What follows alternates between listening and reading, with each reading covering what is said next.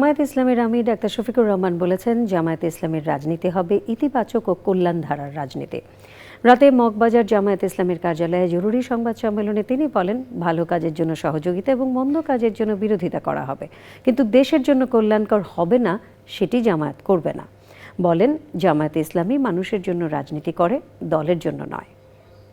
আমরা দেশবাসীকে যতটুকুই তারা আমাদেরকে সহযোগিতা করেছেন এর জন্য আমরা গভীর কৃতজ্ঞতা এবং অভিনন্দন জানাই। তবে আপনারা আশ্বস্ত থাকতে পারেন যে আমাদের দৃষ্টিভঙ্গি হবে ইতিবাচক ধারার রাজনীতি, কল্যাণ ধারার রাজনীতি, মানুষের জন্য রাজনীতি, দলের জন্য রাজনীতি নয়। আমরা বিরোধিতার জন্য বিরোধিতা, ওই রাজনীতি আমরা করব না।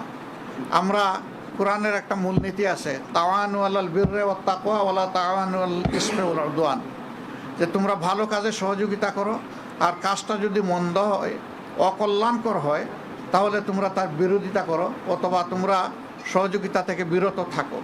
আমাদের মূলনীতি মূলত ওটাই হবে।